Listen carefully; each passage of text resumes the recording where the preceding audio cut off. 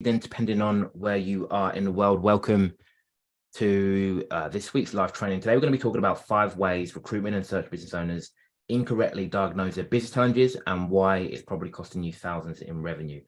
So again, if you're listening live or in the Make More Placements Facebook community, just give us a write live in the comments just so we know you can hear us okay. If you listen to the replay, type the word replay as well. If you're listening to this anywhere else, so on YouTube, iTunes, whatever, remember to like and subscribe as well, so you get regular updates of these weekly trainings that we do. So yeah, Terry, let's dive into it. Today we're going to be covering 5 ways recruitment search business owners incorrectly diagnose their business challenges and why it's probably costing you thousands in revenue. So again, if you're listening to this right now, and you ever felt like, you're working hard in your business without ever really seeing the level of progress you'd like, or, getting the results you want, there's a good chance it's because you've incorrectly diagnosed exactly what's holding you back, right? So this is something we see all the time when we speak to recruitment and search business owners, right? We're getting smart, committed, hardworking recruitment and search business owners failing to make the progress they want, because they've misdiagnosed the problem, right? So for example, they think they have a sales problem when in reality they have a problem with marketing, right? Or they think they have a marketing problem when in reality it's a problem with their team, or they think they have, they think the fees are too high when in reality it's a problem with their sales process, right? So the same that we have inside, with our clients is that, the bad news is your business is broken, but the good news is as long as it's growing, it always will be. So the bad news is your business is broken, but the good news is as long as it's growing, it always will be, right? So we have sort of philosophy that you will always, as long as you're trying to grow and you're striving for more, you will always have business challenges, right? You probably listen to this right now, knowing what challenge you've got.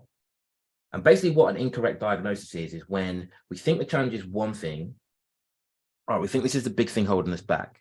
And therefore we start working on a solution to that particular challenge when in fact it's something else, right? So I'll give you an example outside of business. So let's say that, the challenge is you have a headache, right? That's a challenge. That's a business challenge you've got, right?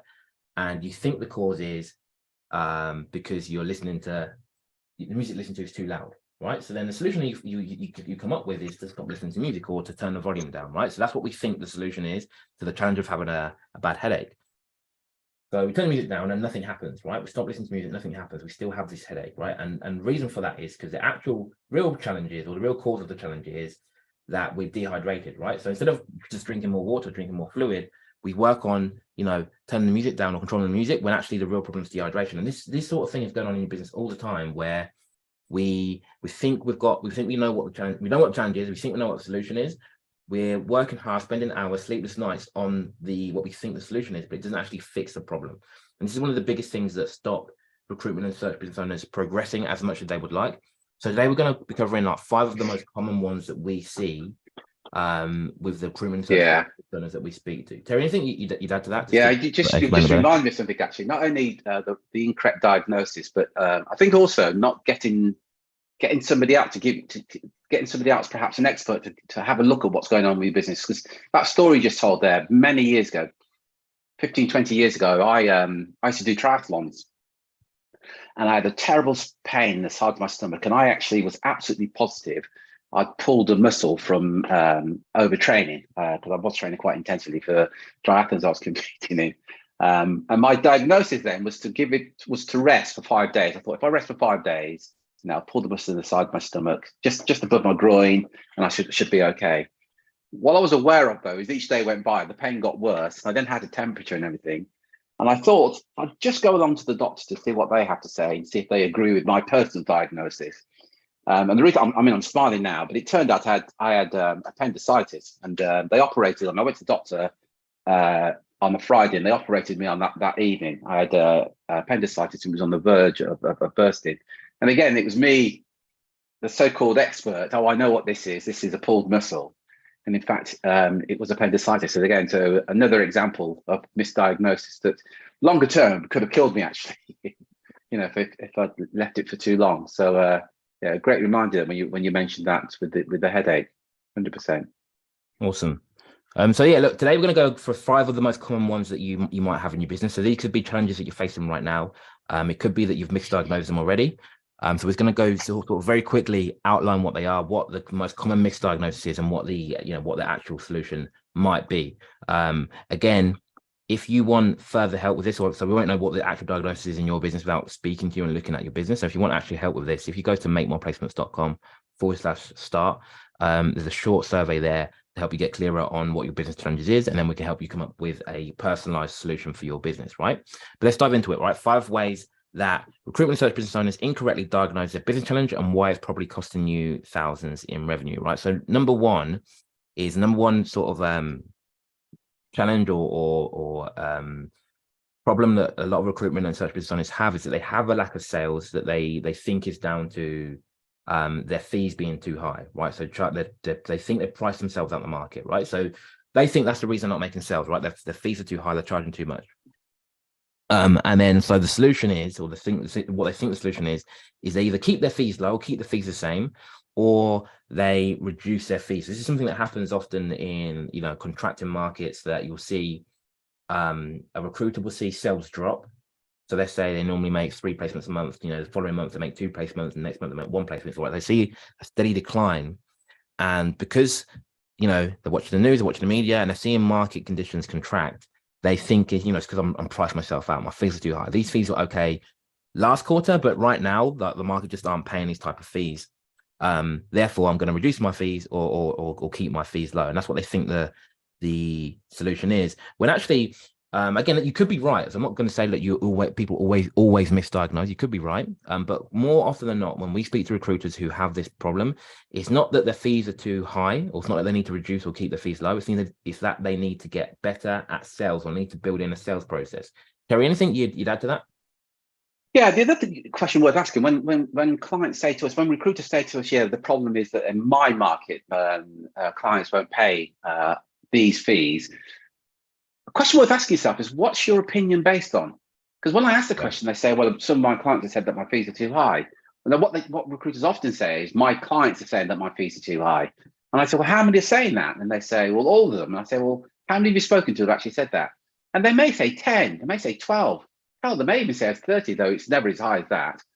That doesn't mean that your fees are too high. It does mean that maybe 29 people think that your fees are high, but it's not the whole market. And if that is your whole market, by the way, that could be part of your problem as well. So it's well worth looking at what's your opinion based on.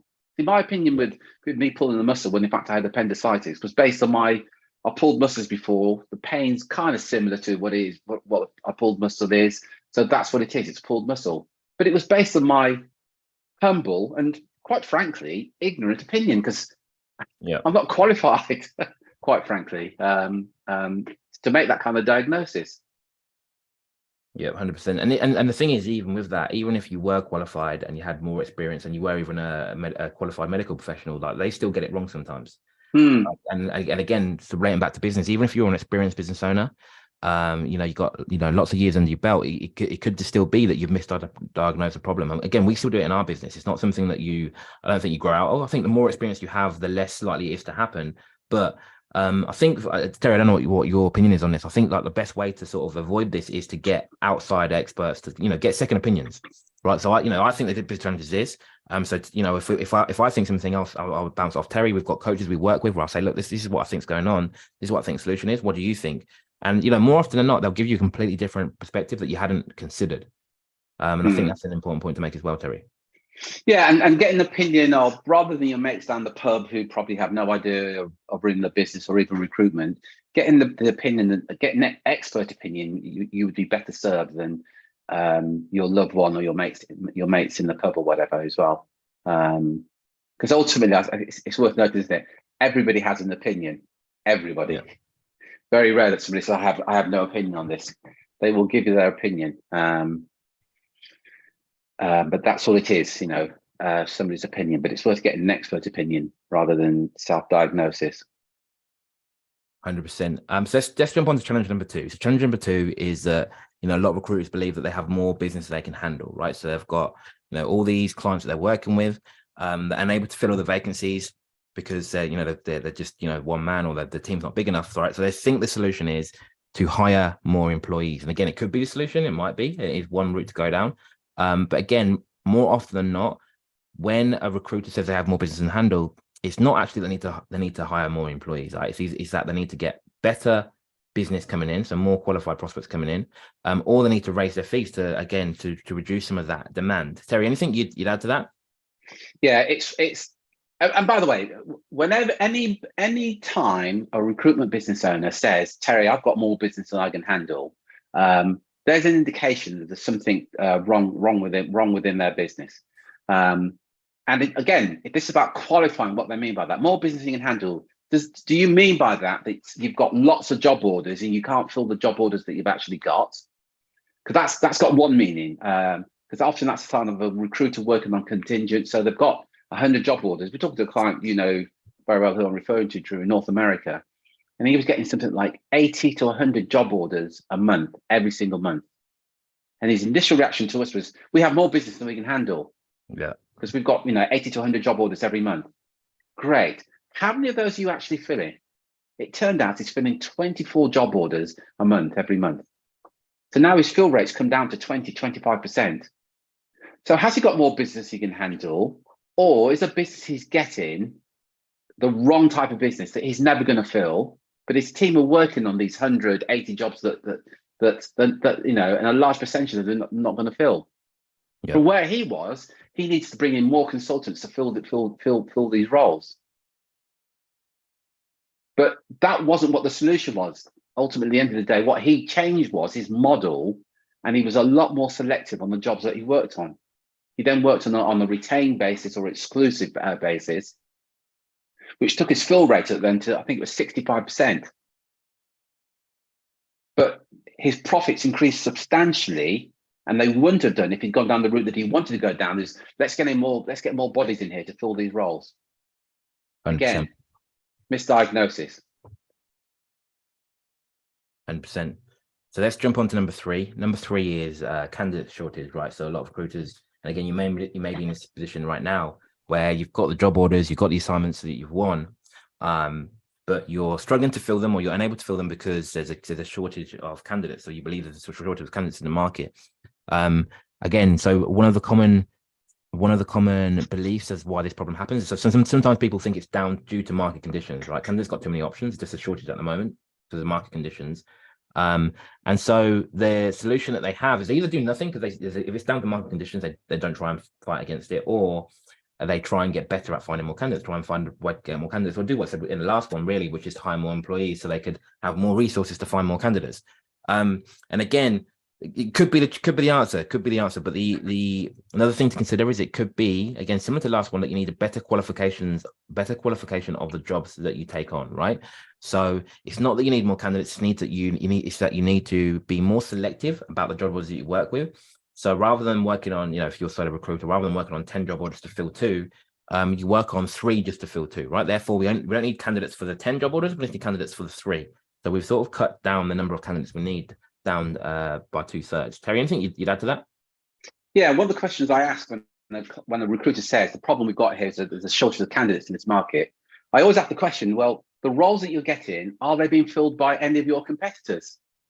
Because it's one of two things that are going to happen here. Either they are being filled by your competitors. If they're being filled by your competitors, then it's not a matter that there's a shortage of candidates. There is a matter, though, that your competitors are filling these roles and you're not. If on the other hand that nobody's filling these roles, you may want to look at the roles. Maybe what the client's asking for doesn't exist. Yeah.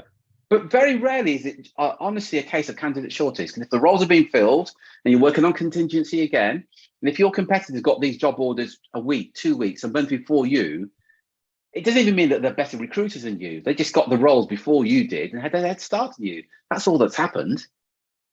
If the roles are never being filled, well, those candidates probably don't exist. Because again, if you're working on contingent and there's a whole load of you looking for the same candidate and nobody can fill them, it may be worth having that conversation with the hiring manager saying, look, we need to look at this. This is what you're asking for. This is what the market's saying. These candidates don't exist. Is it a shortage, or you're asking for something that doesn't actually exist? And very rarely does that conversation take place. And they simply say, there's a candidate shortage. Let's get more recruiters in here. Let's increase our overheads and reduce our profits and see if we can improve on the fill rate. There are so many other things that you could be doing to improve on your fill rate rather than getting more bodies to work on the roles that you've got. 100%. Number four, most common challenge is cash flow, right? So I've got a lack of cash flow in my business. So again, when recruiters come to us with this challenge, they think the cause, or they think the solution is that they think they don't have enough business. So the solution is to try and make more sales. So they work harder in the marketing, work harder on their business development. And again, that could be a solution. Getting more sales could sometimes be the solution to improving cash flow, and it will improve cash flow in one sense, right? But it's often a temporary solution. Another possible solution to consider is that you just need better payment structure, or just need better payment terms, right? So sometimes we'll get recruiters who come to us who have a cash flow problem, and actually they're making plenty of sales, right? They're getting enough sales in their business, but the problem is the clients are in debt to them, right? So they've got payment terms that are 30 days, 60 days longer, and they're not getting paid till the candidate starts, or 30 days after the candidate starts, right? And they've got this backlog of clients that owe the money, right? Therefore, it's causing, they've done the business, they've delivered on the business, but it's causing this restriction in cash flow wise because they haven't got paid for the work they've already done, right? So rather than looking for ways to get more business, one possible solution could be that they need to change their payment structure. So, maybe they're working on retainers, so they're getting a third up front. So they're not waiting so long to get paid for the work they're doing, or they're getting paid for all the work they're doing. Or maybe it's that rather than getting paid when the candidate starts, they invoice on offer and acceptance, right? There's a lot of ways you can speed up the money coming into your business that don't involve getting more business necessarily. Terry, anything you want to add to that?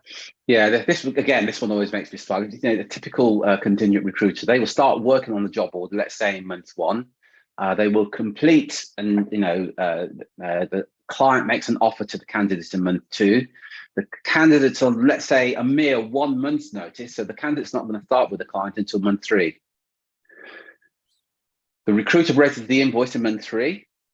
Let's say it's modestly, it's only 30 days. The recruiter doesn't get paid till month four. But think about that. As the recruiter, you did all your work back in month one. The earliest you're going to get paid now is month four. That could possibly go into month 5 or 6. I don't know of any other industry where you do some work and you don't get paid for 4, 5, 6, 7 months later, and you've done all the work. Now, you may be sitting there thinking, but that's the way the industry. Well, a couple of things going on there.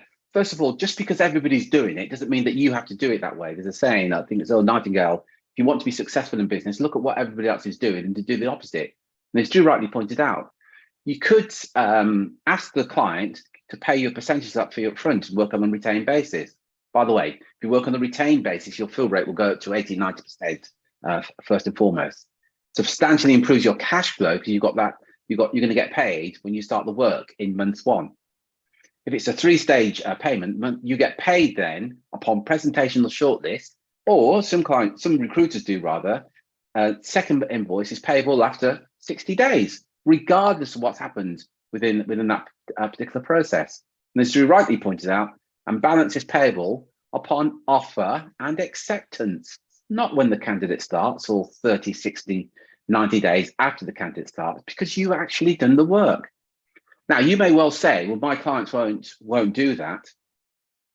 What I'd suggest that you actually test is try asking some of your clients, because you're right, not every client will pay you a percentage of the fee up front, but a percentage will. And I think that's worth considering. If your competitors are getting paid up front, why not you?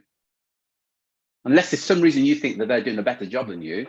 But I can guarantee in every market there will be recruiters who only work on a retained basis, who only work on an exclusive basis. If they can, why not you? And if you say that's your competitive edge to get paid, to have the worst payment terms for you as a business owner, I would argue that's probably not a competitive edge, because it's not at the end of the day serving you. So that's also worth considering.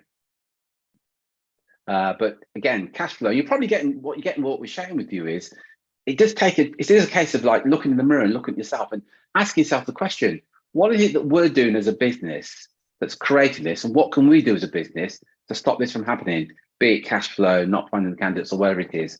And it does take that honest approach. It does take that, I need to look in the mirror and ask myself that question and answer it honestly as to what's really going on, rather than pointing outwards and blaming everybody else, rather than having a look at yourself. Yeah, 100%. 100%. So number 4 is cash flow. Number 5 is lack of revenue, right? So, or not enough revenue. And again, it's probably if you're a recruitment and search persona right now and you want to grow, it's probably one of the most common ones that you have, right? That you obviously want growth. Oftentimes looks like more revenue in your business and more profits in your business, right? So that's the problem that you've got right now. Quite often, in fact, pretty much always, 99% of the time, the first solution that people go to is that they need to grow, therefore they need new clients, right? How do I bring new clients into my business? Because I want to, I've got a lack of revenue, or my revenue is not quite where I want it to be. So they work on finding ways to get new clients, which is, again, something you definitely should be doing, right? I'm not going to sit here and say you shouldn't be looking for ways to get new clients in. It's, one of the things that we teach, right? But again, very often, as well as doing that, a faster, easier, more profitable solution is, rather than looking for ways to get new clients, or as well as for looking for ways to get new clients, is to look at ways to get more business from the clients you already have. So to get more assignments from the clients you already have. Terry, anything you'd add to that? Yeah, it always reminds me, if you go to, we've all done it. You go to a restaurant, let's say with a group of friends or your family or whatever, and you have a wonderful time. The service is excellent, the meal is perfect, and afterwards, you on the way home, you say, "Well, a great restaurant. We must go there again." And often we don't, and we end up going to different restaurants. And then after a while, you forget about that great experience you had in that restaurant. I often think, how would it be if that great restaurant did something active, proactive, to encourage people to come back to that restaurant on a regular basis, perhaps an email or a text or whatever. And the same with you. I can actually guarantee there are clients and candidates that you've worked with who think the absolute world of you. They thought as a candidate, you treated them with the utmost respect. You were better than anybody else. As a hiring manager, the service you provided was absolutely perfect. And they probably told their friends about you, maybe even recommended you to other hiring managers or to other candidates. But here's the thing, there's also a very good chance that they forgot all about you because you forgot all about them. Yeah. See, what the instant response, as Drew said, is let's get some new business, let's get new business. But there are a number of reasons why a new client that you've never had any relationship won't buy with you. If they don't know you, don't like you, don't trust you, don't have a need for what you do. But if you reach out to an old client or an old candidate who's perhaps been promoted to a more senior role, they know who you are. You did a good job with them previously. They already trust you. It is so much easier to get business from an old client or existing client or an old candidate or old contact, somebody that you've been in touch with previously, than with a complete stranger. But many recruiters will focus all their time and their effort in getting these new clients, thinking this will be the answer to all my business. And as Drew rightly said, it will certainly help. But it would be much easier to focus on your old contacts from 2, 3. I talk to some guys and they've got 20 years experience. And I say, go back 10 years and some of the people that you're talking with then, when was the last time you've spoken to them? Silence, because they can't remember. Yeah. Drop them a text, some of your old contacts, simply asking how they are and ask if you can jump on the call with them. It's as simple as that. And because of the relationship, you don't have to do any hard sells or anything like that. It's like, hey, how's it going? What's going on in your business? What sort of people will you be looking for in the next quarter? It's as simple as that. Not all of them, but some of them will say, actually, this is what we'll be looking for. 100%. So that's it for today. Again, remember to like and subscribe to this so you get regular updates. Again, if you listen to this and you resonate with anything we've said, so you've got challenges in your business right now that you're working hard to fix on, you're doing what you think the solution is, but you're not making the progress you want. It could be that you've misdiagnosed the problem. If you go to makemoreplacements.com/start, that's makemoreplacements.com/start. There's a short survey you can fill in there that will help you get clear on exactly what the challenge is. With the help of our team as well. So that's makemoreplacements.com/start. Again, thanks for tuning in. We'll be back at the same time next week, live in the Make More Placements community. Obviously, Make More Placements podcast on iTunes and Spotify as well. We'll speak with you soon. Until then, take care, take action, and be relentless. Cheers, folks.